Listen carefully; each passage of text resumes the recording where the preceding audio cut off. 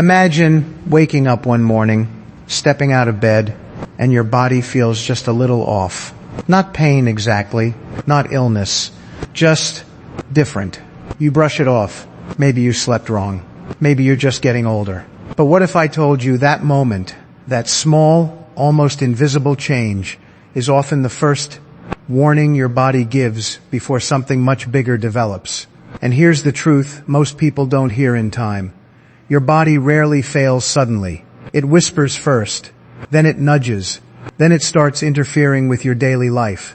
And only after being ignored long enough does it finally force you to pay attention. Today I'm going to show you the specific warning signs your body gives after 50, 60, and 70, the ones most people ignore until it's too late. More importantly, I'm going to explain what those signals actually mean, what mistake people make at that exact moment, and what you can do immediately when you notice them.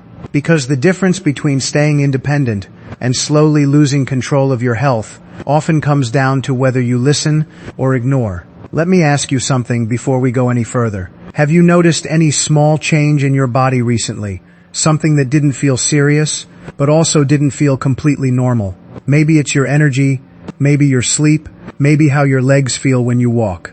Hold that thought, because chances are your body is already trying to tell you something. Now here's the first warning sign most people completely overlook. A subtle but persistent drop in energy. Not the kind where you're exhausted after a long day. I'm talking about that quiet, creeping fatigue where even simple things start feeling heavier than they used to. You wake up, but you don't feel refreshed. You sit down more often. You delay small tasks. And you start saying things like, "I just don't have the energy today." Now here's the mistake. Most people assume this is just aging. They accept it. They adjust their life around it. But what your body is often signaling here is something very specific. Your circulation is slowing down, and your cells are not getting the oxygen and nutrients they used to. Think about it like this. Imagine a city where the roads slowly become narrower and more congested. Delivery trucks can't move efficiently. Supplies arrive late. Some areas stop receiving what they need altogether. That's exactly what happens in your body when circulation begins to decline. And energy is the first place you feel it. Not pain, not disease, just less drive, less stamina, less vitality. And if ignored, this doesn't stay at low energy, it progresses. Weeks turn into months. And that same person who once felt a little tired now struggles to walk longer distances, loses muscle strength, and becomes more dependent. Now here's something that surprises a lot of people. Sometimes this drop in energy doesn't come from doing too much. It comes from doing too little. When movement decreases, blood flow slows even more. And that creates a cycle. Less energy, less movement, even less energy. And most people don't realize they're stuck in it until it's low and already affecting their daily life. Now let's move to another warning sign that often shows up around the same time, but feels completely unrelated. Changes in your sleep. Picture this. You go to bed at the same time you always have, but now you wake up at 2 or 3 in the morning, or you toss and turn, or you wake up feeling like you barely slept at all. And again, most people think this is just part of getting older. But here's what your body may actually be signaling. Your internal systems, especially those related to hormones and blood sugar, are starting to lose balance. Because sleep isn't just rest. Sleep is when your body repairs itself, balances itself, resets itself. So when sleep becomes irregular, it's often a sign that something deeper is slightly off. Now here's the mistake people make here. They try to fix sleep directly. They look for sleeping pills, quick fixes, or distractions, but they ignore the underlying message. And over time, poor sleep doesn't stay isolated. It begins to affect memory, mood, energy, even blood pressure, which means that one small warning sign quietly spreads into multiple areas of your health. Now let me show you a third warning sign. This one is incredibly common and almost always ignored in the early stage. Subtle changes in your legs, not severe pain, not injury, just a feeling that your legs are heavier, stiffer, or slightly weaker than before. Maybe you notice it when climbing stairs, or when standing up from a chair, or when walking longer than usual. At first it feels minor, easy to ignore, But here's what's really happening in many cases. Your lower body circulation and muscle efficiency are starting to decline. And your legs are the first place your body reveals it, because they are farthest from your heart. They rely heavily on strong blood flow, and they are responsible for keeping you mobile and independent. Now think about this. What happens if this warning is ignored? Weeks pass, movement decreases, muscles weaken, balance becomes less stable, and eventually something as simple as walking across a room becomes a challenge. And it didn't start with a fall. It started with a feeling, a small change, a warning. Now here's a question most people never ask at this stage. Why is my body showing these signals now? Because this is where things become very important. Your body is not breaking down randomly. It's responding to patterns, years of habits, daily routines, small choices repeated over time. And the warning signs you feel today are often the result of what your body has been adapting to quietly for years. Let me give you an example. Imagine two people in their 60s, same age, similar lifestyle on the surface, but one of them pays attention to these early signals, adjusts movement, supports circulation, improves daily habits, and the other ignores them, continues as usual. Now fast forward 6 months. The difference between them is no longer subtle. One feels stronger, more stable, more capable. The other feels slower, more fatigued, more limited. And it all started from the same place. A small warning that one person listened to and the other dismissed. Now here's another warning sign that often confuses people. Changes in balance. Not falling, not dizziness all the time. Just moments where you feel slightly unsteady. Maybe when turning quickly, or walking on uneven ground, or getting up too fast. And again, most people brush this off. But your body is signaling something very specific here. Your coordination systems, muscles, nerves, and inner balance mechanisms are not communicating as efficiently as before. And balance is one of those things that doesn't disappear overnight. It fades gradually, quietly, until one day something unexpected happens. And by then, it's no longer just a warning. It's a consequence. Now here's something important to understand. These warning signs don't usually appear one at a time. They overlap.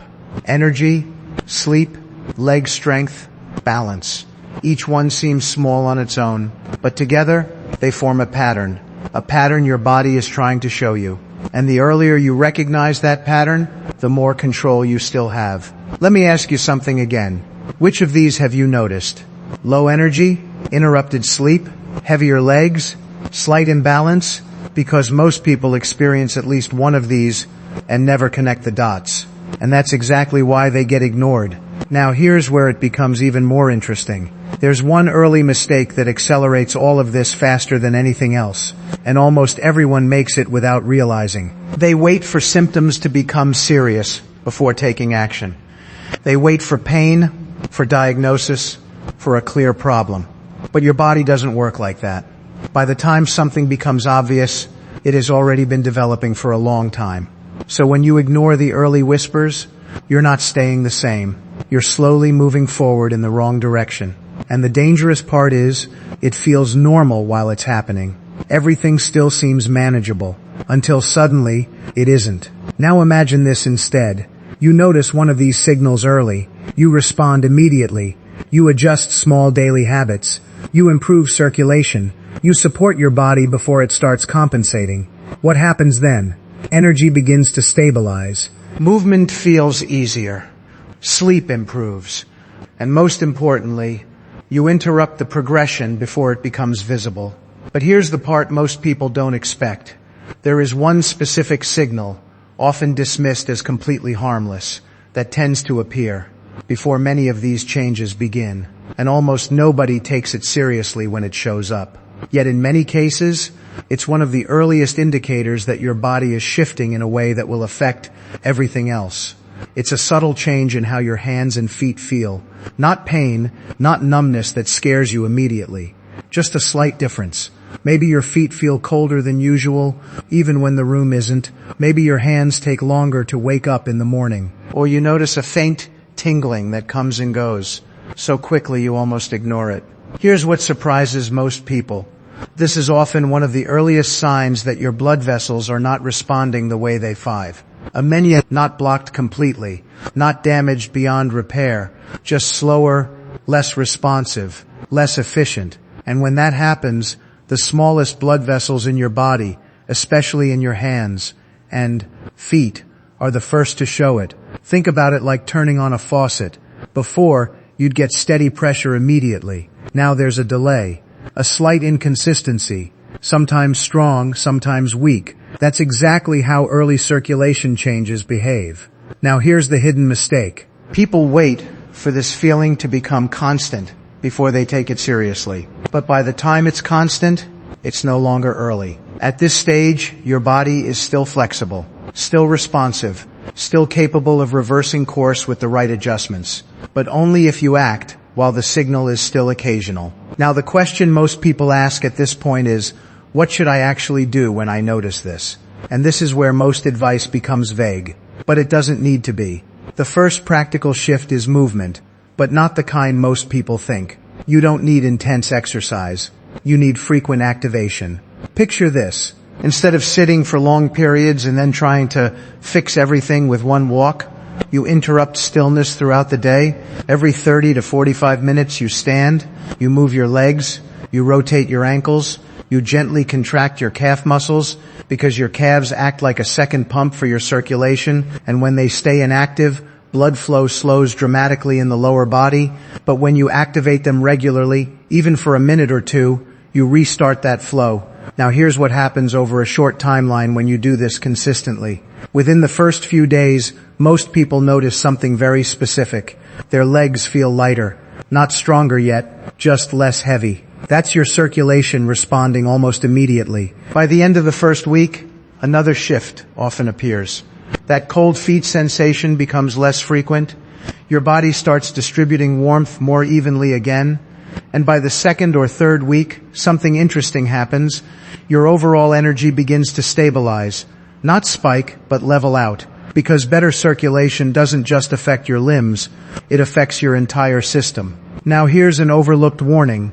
If you try this for a couple of weeks, and you notice no change at all, no improvement in warmth, energy, or leg sensation, that's not something to ignore. That's your body telling you the issue may be deeper than simple inactivity. And that's when getting it checked becomes important. Because sometimes what looks like a minor circulation issue can be connected to underlying conditions that need attention. Now let's talk about another mistake that quietly cancels out all of this progress. Hydration, but not in the way most people think.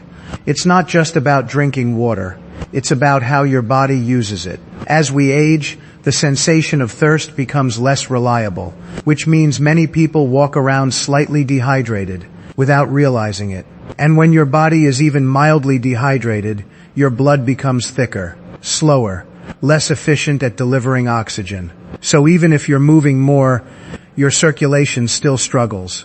Now imagine this combination, low movement and low hydration. That's when symptoms start layering on top of each other.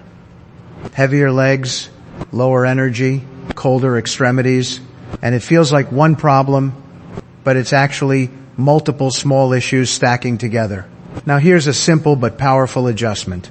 Instead of waiting until you feel thirsty, you create a rhythm. Small amounts of fluid consistently throughout the day, not large amounts all at once, because steady hydration supports steady circulation. And here's what many people notice within days of doing this correctly. Less dizziness when standing, more stable energy, and a surprising one, better mental clarity. Because your brain is extremely sensitive to blood flow and hydration. Now let's go one layer deeper. There's a group of people who benefit the most from paying attention to these signals. And it's not just those with obvious health concerns. It's people who say things like, I'm not as active as I used to be. I sit more than I should. I feel fine, just a little slower. Because these are the exact conditions where warning signs begin quietly, not dramatically, but progressively. On the other hand, there are also people who need to be more cautious. If you already experience consistent numbness, sharp pain, or significant swelling, that's no longer an early signal. That's a different stage entirely. and trying to handle it the same way as mild symptoms can delay proper care. So knowing where you stand matters. Early signals respond well to simple, consistent adjustments. Advanced symptoms require a different level of attention. Now here's something that often surprises people at this stage. Improvement doesn't always feel dramatic. It feels subtle, gradual, easy to overlook if you're not paying attention. You don't wake up one day completely different. You just realize things feel a little easier. You walk a bit longer without thinking about it. You stand up with less effort. You don't notice your legs as much. And that's actually a good sign, because your body isn't meant to feel fixed. It's meant to feel normal. Now let me bring your attention to one more overlooked signal that often appears alongside everything we've talked about. A change in how quickly your body recovers. You do something simple, maybe a short walk, light activity, even standing for a while, and instead of bouncing back quickly, you feel it longer than you used to.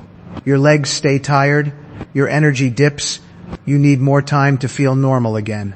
This is your body telling you that your recovery systems are slowing down, and recovery is directly tied to circulation, muscle health, and overall resilience. Now here's the key question most people don't ask.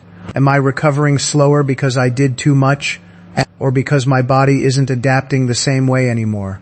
Because those are two very different situations, and understanding that difference changes how you respond. If it's overload, you adjust intensity. But if it's reduced adaptability, then the focus shifts to rebuilding consistency, not pushing harder. And this is where many people make a critical mistake. They try to push through the feeling. They think more effort will solve it. But without proper circulation, hydration, and recovery support, more effort often leads to more fatigue, not improvement. Now imagine recognizing that early, adjusting before frustration sets in, before you start avoiding activity altogether. Because once avoidance begins, the cycle becomes harder to break. And that brings us to something most people never connect to these physical signals. A gradual loss of confidence in their own body. Not fear, not anxiety, just hesitation. You start second-guessing movements. You avoid certain situations. You become more cautious than necessary. And that shift alone can change how you live your daily life. But what's important to understand is this. That loss of confidence doesn't start with a major event. It starts with small, repeated signals that your body feels less reliable. And when those signals are addressed early, that confidence stays intact. But when they're ignored, it slowly fades. And here's where things become even more important. Because there's a specific pattern that tends to appear just before people notice a significant decline in their mobility or independence, and it doesn't look serious at first. In fact, most people wouldn't even consider it a warning. But when you see it clearly, it changes how you interpret everything your body has been telling you.